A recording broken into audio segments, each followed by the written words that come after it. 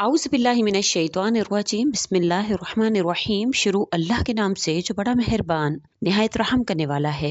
लाखों करोड़ों दुरूदो सलाम हो कमली वाले आका मोहम्मद मुस्तफ़ा सल्लल्लाहु अलैहि वसल्लम पर, जो ख़ातमुन नबिय्यीन हैं, जो ख़ातमुल मुरसलीन हैं, कि जिनके बाद ना कोई नबी है ना कोई रसूल है। अस्सलामु अलैकुम। मेरा नाम है मोमिना मेहरबान और आप देख रहे हैं मेरा यूट्यूब चैनल पीरे कामिल।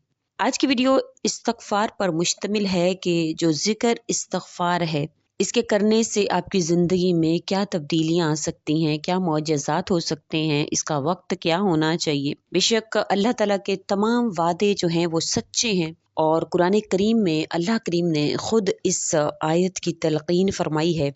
इस ज़िक्र की अल्लाह ताला ने खुद तलक़ीन फरमाई है एक आयत में। इंशाअल्लाह ताला मैं आपसे ज़िक्र करूँगी। ये बहुत ही खूबसूरत ऐसा सीक्रेट है जो आपकी ज़िंदगी को चेंज करके रख देगा, बदल कर रख देगा। आपने वीडियो को एंड तक देखना है। उससे पहले मैं गुजारिश करना चाहूँगी कि अगर आप मेरे चैनल पर नए हैं या मुझे पहली मर्तबा सुन रहे हैं तो मेरे चैनल को सब्सक्राइब ज़रूर कर दें। मज़ीद अपडेट्स हासिल करना चाहते हैं तो सब्सक्राइब के बटन के साथ जो बेल नोटिफिकेशन का बटन है उसको भी ज़रूर प्रेस करें ताकि मेरी हर नई आने वाली वीडियो आपके पास नोटिफिकेशन की सूरत में पहुँचती रहे। ये तो हकीकत है कि अंबिया किराम अलैहिस्सलातु वस्सलाम के सिवा कोई भी फ़र्द बशर, ख्वाह वो कोई ही क्यों ना हो, मासूम नहीं है। हर इंसान से ख़ता लग़ज़िश हो जाती है, गलती हो जाती है, लेकिन बेहतरीन ख़ताकार वो है कि जो अपने किए पर नादिम और शर्मसार हो, जिसे इस हकीकत का एहसास हो जाए कि मेरा ये बद अमल जो है ये महफूज कर लिया गया है, मेरा रब मुझसे इस बारे में यकीनन पूछेगा, लिहाजा वो अपने रब से मुलाकात से पहले पहले तौबा करता है ताकि अल्लाह करीम मुझसे राज़ी हो जाए। यही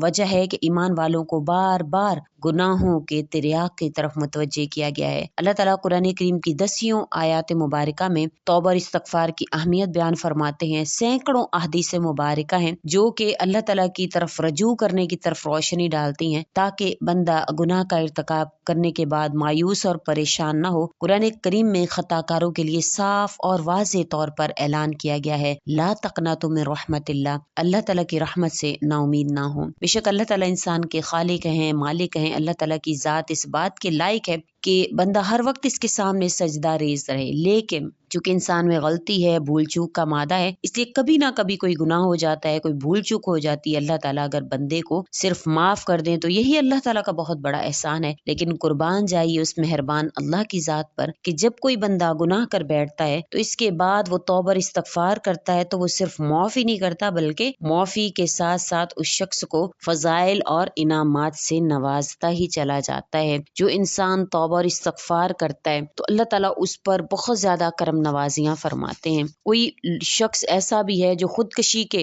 किनारे पर आकर खड़ा हो गया, उसका दिल करता है, उस जिंदगी से ऐसा मायूस हो गया है कि खुदकशी करने को दिल कर रहा है, तो लेकिन अल्लाह ताला ने ऐसा एक इंसान के अंदर एक ऐसे जज्बात रखते हैं जब वो परेशान होता है तो वो कुछ ना कुछ ऐसा करने की उसके अंदर ख्वाहिश पैदा होती है जो शैतान की तरफ से होती है। लेकिन अगर वो इस वक्त में इस्तग़फ़ार करे, तौबा और इस्तग़फ़ार करे तो अल्लाह ताला उसको बेशक उसकी रोजगार की परेशानियां हैं, रिश्तों की बंदिशें हैं, माली मुश्किलात हैं, घरेलू नाचाकियां हैं, औलाद ना होने की परेशानियां हैं, उसके ऊपर पहाड़ जैसा कर्ज है, लाइलाज बीमारियां हैं, जो बैरून मुल्क जाने के ख्वाहिशमंद हैं और चाहते हैं उनका वीजा लग जाए, हज की तड़प है आपके अंदर, अपना घर चाहते हैं, अपनी सवारी चाहते हैं, घरेलू उलझनों का खात्मा चाहते हैं, नामुमकिन मुश्किलात का खात्मा चाहते हैं, अलगर्ज कोई भी आपका ऐसा मसला हो जो हल नहीं होता है तो आप इंशाअल्लाह ताला इस आयत को सुनिए जो मैं आपसे जिक्र कर रही हूँ। आप जब इसको करेंगे, इस वजीफा को करेंगे तो इंशाअल्लाह अल्लाह ताला की रहमत आपकी तरफ ऐसे मुतवज्जे होगी कि हर हाल में इसके पढ़ने वाले के लिए जो है वो कामयाबी उसका मुकद्दर बन जाती है। हजरत